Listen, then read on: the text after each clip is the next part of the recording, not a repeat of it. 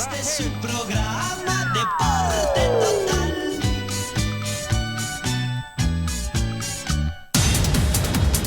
Hola amigos, ¿cómo están? Buenas tardes, bienvenidos a Deporte Total, 13 horas 31 minutos en todo el territorio boliviano. Comenzamos de inmediato este viernes, se va cerrando la semana de a poco. Uno mira el calendario, mira las fechas y a veces el olvido tiende a hacer desaparecer hechos que han ocurrido en la historia del fútbol boliviano. Hace 55 años, en septiembre, después de las fiestas departamentales de Santa Cruz, una tragedia enlutaba al fútbol boliviano. Quienes de alguna manera vinculados al periodismo estuvimos en esos instantes, vamos recapitulando los hechos sucedidos en ese momento. Era un día lluvioso, viernes por la tarde. Personalmente estaba en los estudios de una emisora en Cochabamba, Radio Centro, atendiendo fundamentalmente, entre las tareas de periodismo general y deportivo, un golpe de Estado, que era la noticia de ese momento. Había un movimiento militar que afectaba al gobierno democrático de entonces, del doctor Luis Adolfo Siles Saliente.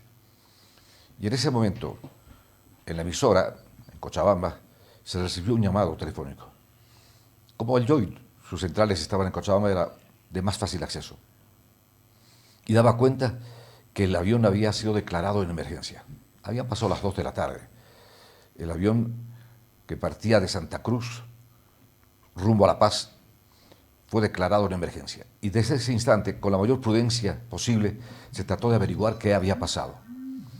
Y las posibilidades eran dramáticas de que el avión podía haber aterrizado en algún otro aeropuerto y su comunicación con la central había desaparecido.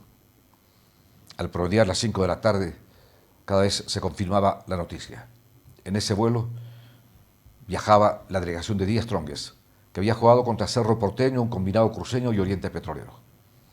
El equipo gualdinegro había dejado 3 jugadores por distintas razones: Rolando Vargas, Luis Gini y Marco Antonio Velasco.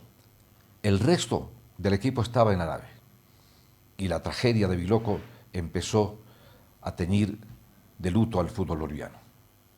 16 futbolistas, un técnico, un kinesiólogo y un dirigente murieron en la tragedia. Fue un durísimo impacto.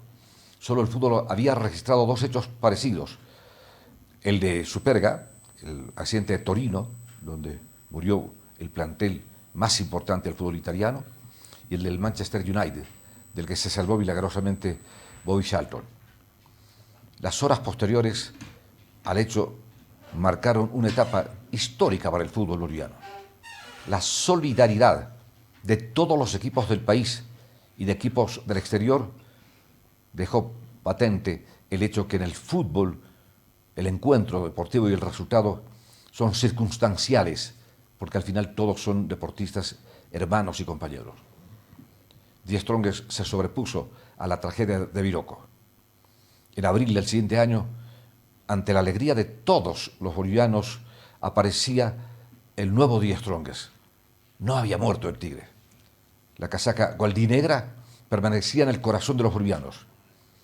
Y hay que destacar, todos los equipos le cedieron jugadores a Die Strongest, incluido Boca Juniors, cuyo presidente Alberto J. Armando envió 2 refuerzos, Luis Fernando Bastida y Víctor Hugo Romero.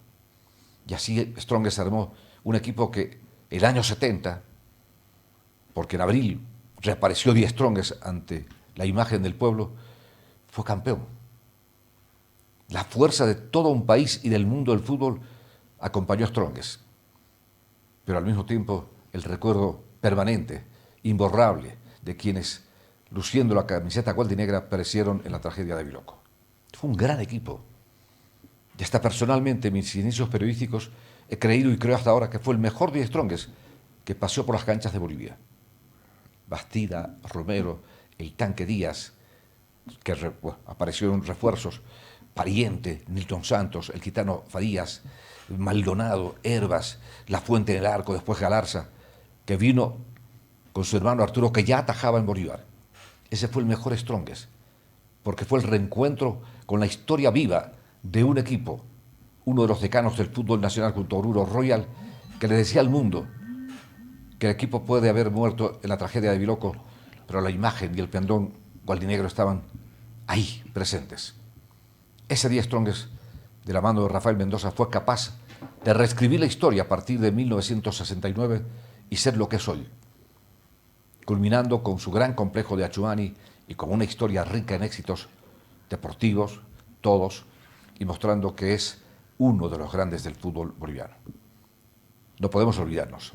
A veces el tiempo pasa y definitivamente quedan borradas imágenes como las de ese momento, que en mis inicios periodísticos marcó profundamente un hecho que nos conmovió, llamó la atención, nos entristeció y nos alegró que la capacidad de unidad, de confraternidad, de solidaridad hicieron posible que el equipo stronguista, el equipo goldinegro, estuviera presente en las canchas del país.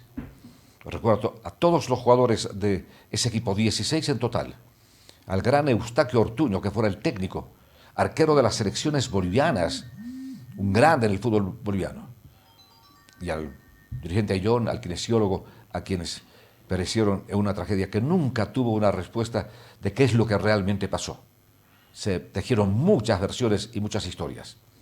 La única conclusión, que Strongest perdió su equipo en Biloco y recuperó su estirpe de garra y coraje, armando un plantel que desde el 70 sigue escribiendo historia en el fútbol nacional. Nuestra palabra. Deporte total.